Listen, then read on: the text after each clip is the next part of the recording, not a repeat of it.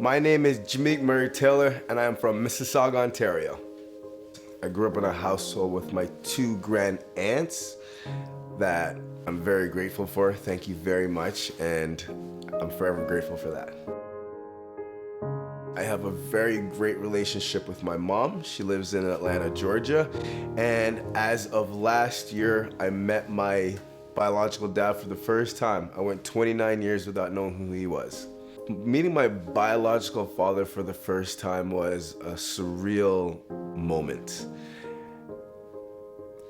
I went my life thinking it wasn't gonna happen. 29 years, I was like, I'm over it, it's not gonna happen. And I visited him in jail in New Haven, and seeing for the first time walking around that corner answered a lot of questions. How tall was he? You know, does he still have his hair? I just had all these questions in my mind that finally got answered. I wasn't legally adopted, but the Dodds family came in at a very crucial time in my life. It all happened on the football field where Arthur and I played. And it started off with going over for dinner, it was hanging out, and now we started getting at a pretty high level in football where I was approached by Team Ontario to play. And I was, yes, let's do it. But then as soon as you said there was a money involved, I was like, ugh, I can't afford that.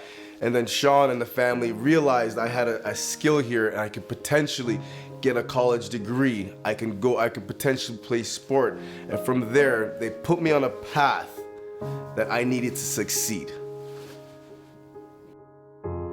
Being the first in my family to go to university was an amazing feeling.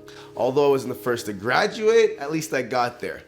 And me getting there paved a path for my younger sister, for my little cousins, my little nephews growing up, that they can also go to university or potentially get a scholarship. So me going to university opened up the doors for that, I think. So in my life, I think I have reached two roadblocks that I overcame, not right away. And the first one would have to be getting injured and not getting drafted to the CFL. Not being drafted was probably one of the most disappointing days of my life, because that's all it was. You're supposed to be a football player, supposed to make it to the CFL. That was my goal, that became my goal, that became my everything. Having a great university career, being MVP of my conference, nominated for MVP of the league, high draft pick, you know, this is the guy, and having one of the worst combines in my life and not getting drafted was horrible.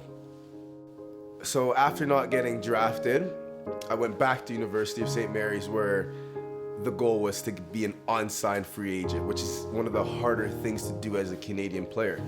But I knew what I wanted and what I had to do, and I had to buckle down, be in that gym 4 or 5 hours a day, 6 days a week, with only one purpose in life, was to sign a contract. And at the end of the day, I did sign a contract with the Hamilton Tiger Cats.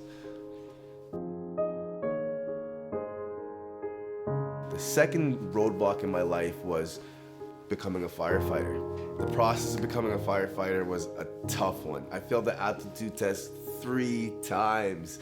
I'm like, man, I'm doing something here. I'm gonna go out, get extra help, get some tutoring, pass the aptitude test. I finally get to stage 2 now, where it's a physical, you gotta test your physicality. This is me, this is my part, I'm good. Finally, after failing the aptitude test 3 times, I do an earring test, pass. Eye test, fail. What? I gotta go home now. I'm lost. I can't do anything. I can't move on. So I had to get eye surgery. Finally got eye surgery. I passed stage 2. So you're gonna make mistakes, but keep trying, keep trying, keep trying.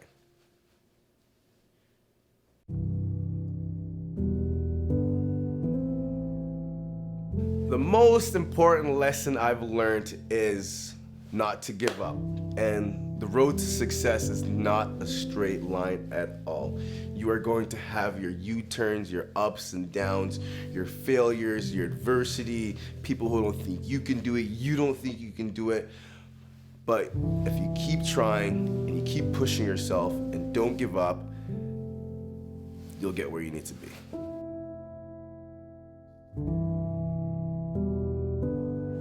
So growing up as a kid, like, grade 1, 2, 3, being a firefighter wasn't really something I had in mind because I never saw anyone that looked like me driving on the fire truck. I didn't see anyone that looked like me on TV playing a firefighter or in a book or anything.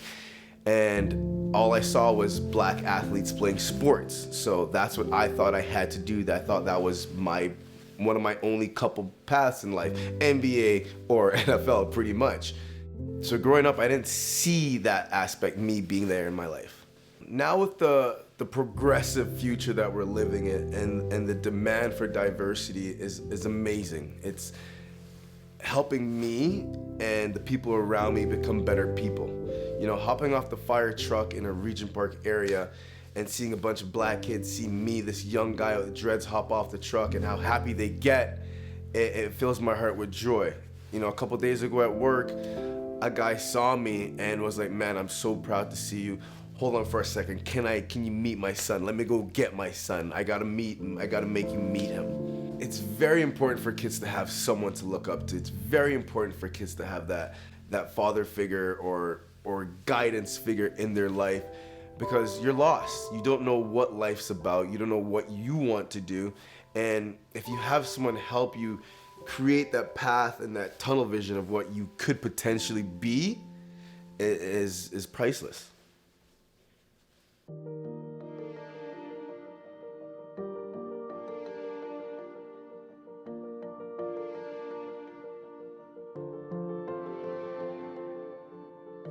Being part of the fitness industry is amazing. I didn't really know what I signed myself up for, but after taking some courses and learning how to assess the body and learning how the body moves, and being a fitness trainer, in the health aspect of life, you see your clients more than they see their doctors, their dentists, their psychiatrists. They're with you 3 days a week.